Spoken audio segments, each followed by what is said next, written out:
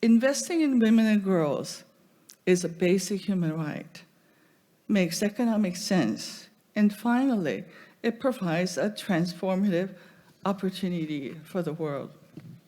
So ladies and gentlemen, shouldn't we invest in women and girls? What reasons do you have not to invest in women and girls? Thank you very much to speak at the 24 International Women's Day celebration. I believe achieving gender equality and empowerment of women and girls is critical for creating a better future for everyone, and I'm privileged to support whatever is needed to help achieve UN Women's mandate in Korea and beyond as the first Goodwill Ambassador for the Republic of Korea and for UN Women. I would like to start my talk with how I have become a firm believer of integrating gender into development and international development cooperation research and outreach. I was far from a gender specialist when I began my academic journey as a sociologist long time ago. Since my research and expertise have been at a very macro level, trying to understand third world development or lack thereof. From when South Korea was a developing country in the 1960s in extreme poverty, with GDP per capita of less than $100. As a sociologist and a political economist, my work has been trying to understand the triple nexus of the developmental state, foreign capital, and domestic capital in South Korea's development, and how in some East Asian newly industrializing countries, or NICs as we called it, the Western theory of the positive correlation between capitalism and democracy did not always seem to work. And in fact, there appeared to be a much more tumultuous class dynamic that intertwined the relationship between capitalism and democracy. But I digress. Let me turn to today's topic.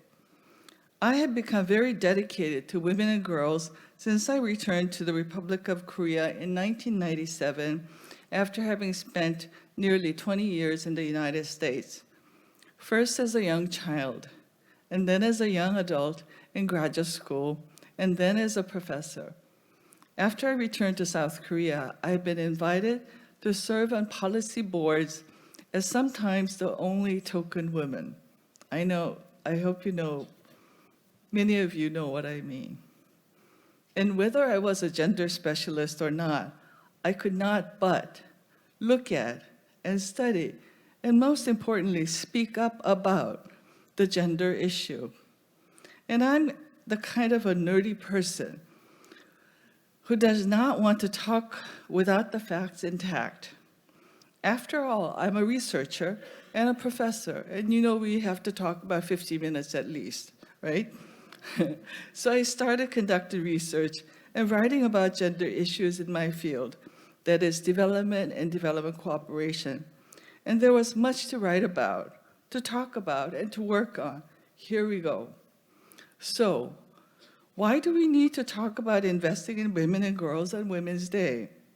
The answer is very simple. Because the world does not. The facts show that the world does not invest in women and girls. I would like to focus on the three important pillars in women's advancement. The 3 E's. This is my own invention. If you want to look it up, it's me who talked about it. E, education. E, employment. And E, empowerment. According to the latest report from UNDESA and UN Women, it would take 286 years to close the gender gaps in legal protection and remove discriminatory laws against women, 140 years for equal representation in positions of power, and at least 40 years to achieve gender parity in national parliaments. These numbers are truly alarming and calls for the world's urgent action. The World Economic Forum's 2023 Global Gender Gap Report says that it will take 131 years for the world to remove the gender gap. And the World Bank's Women, Business, and Law 2023 report says, quote, the global pace of reforms toward equal treatment of women under the law has slumped to a 20-year low, constituting a potential impediment to economic growth at a critical time for the global economy, end quote. The Global Sustainable Development Report 2023, which provided a critical assessment of the progress of the Sustainable Development Goals, or SDGs, noted with alarm the rising inequality around the world and how gender inequality has exacerbated during COVID-19 pandemic. Non-paid care work for women increased. More women lost jobs and lost more income. And women living in poverty increased. Whenever there is a disaster, whether it is a man-made disaster like wars and conflict, or natural disasters like typhoons and earthquakes, we hear the same story. Other crises like the Asian financial crisis that hit South Korea and other Asian countries in late 1997, and the financial and economic crisis of 2008, we see that the women were first to be given the pink slip. By the way, why do they call it the pink slip? Why not blue or yellow or green? Why pink, which is often associated with being feminine? I wonder why. Did you ever think about it? Can someone tell me why? I wonder. I never go into conspiracy theory, but this one I may have to. If we had a world where women and girls were given equal rights, equal opportunity, and equity in outcome, we probably would not have Women's Day or UN Women. We have Women's Day to remind us that there is work to be done for women and girls. And we have UN Women to remind us that women's issues are not isolated in a few select isolated places, but are indeed widespread and global. So let me talk about 3 reasons why I think we should invest in women and girls on this very important day for women and for the world. First, because half the world's population is women and girls. Surprise. It's morally imperative that we invest in women and girls. It is a basic human rights issue. The historic Universal Declaration of Human Rights adopted at the UN in 1948 noted in Article 2 that there should be no distinction of any kind, including sex, and Article 26 articulates the right to education. It is an infringement of the basic human rights that we still find that girls have less education than boys, especially in the Global South, and that it has exacerbated during COVID-19. We must be alarmed and take action to invest in the education of girls. Second, it makes economic sense to invest in women. South Korea's rags to riches story would not have been possible without the investment of women in the early phase of economic development.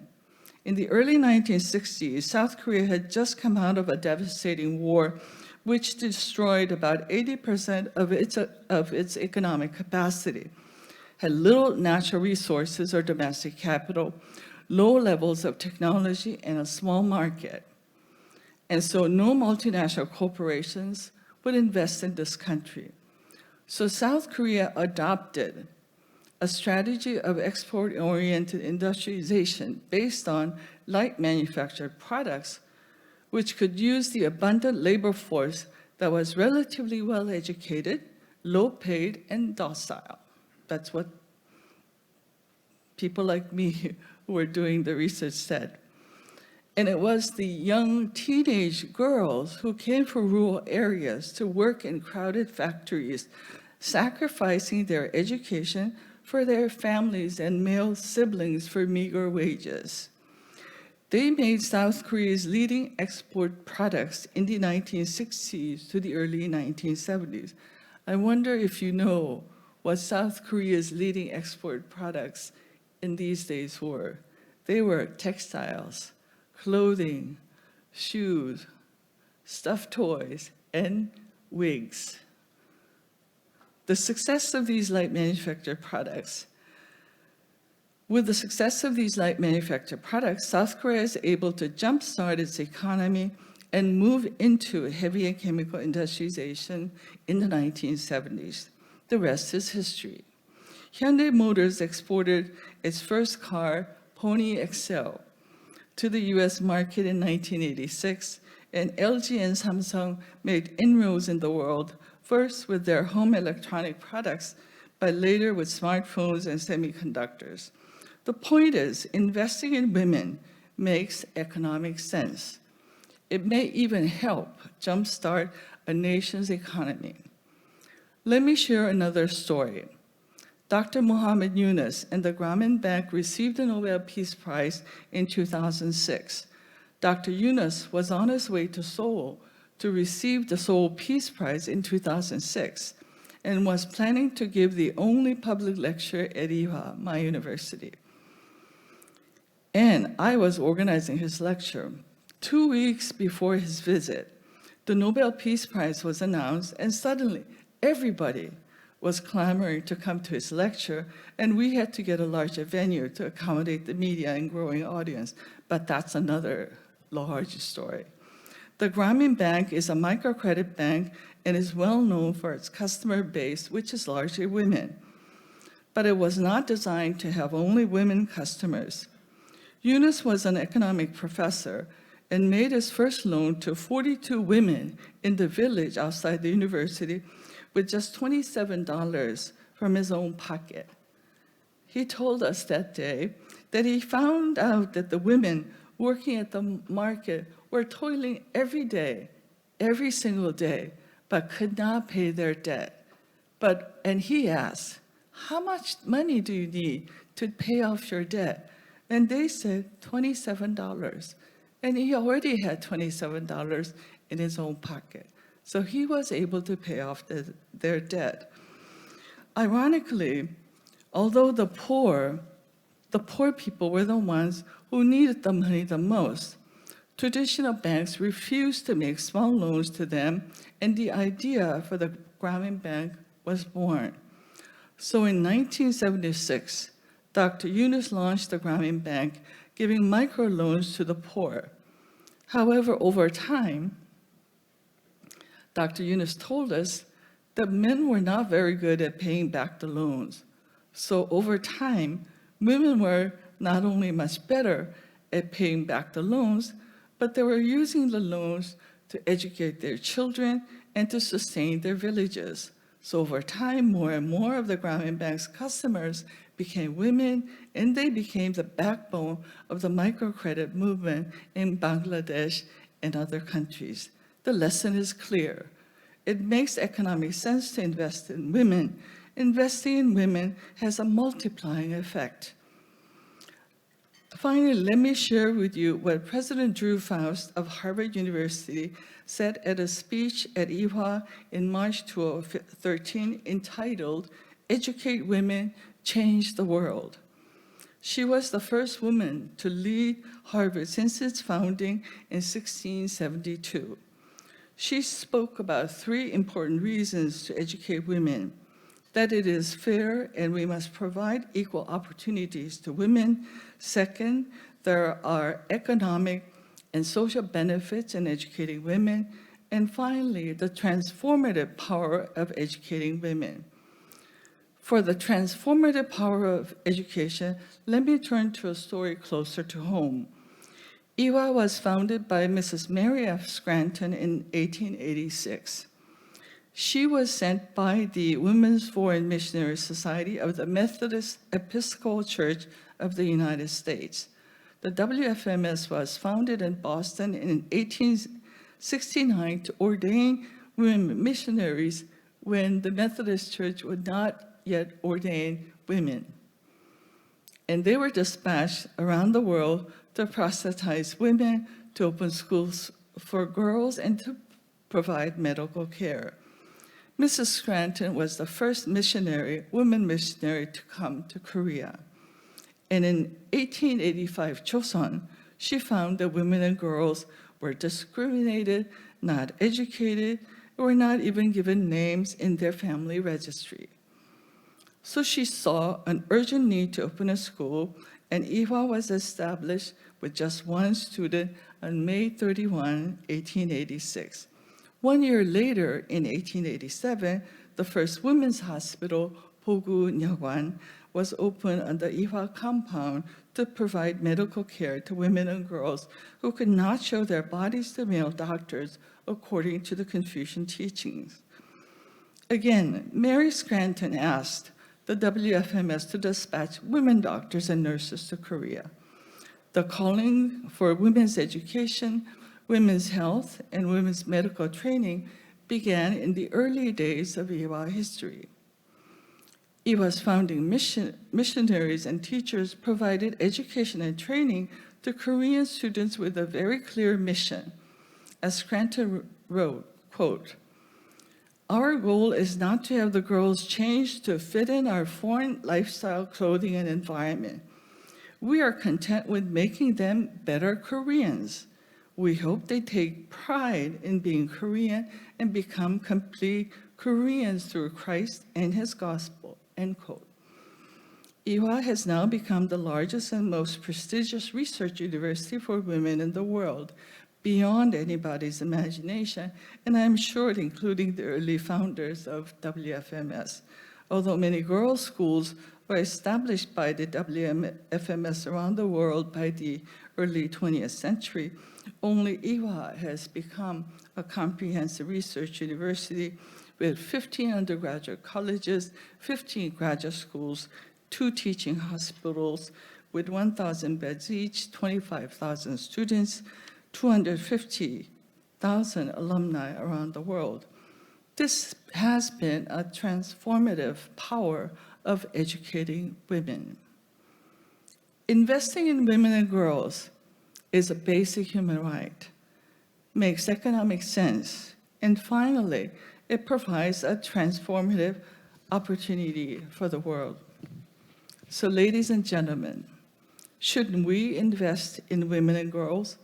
What reasons do you have not to invest in women and girls? Thank you very much.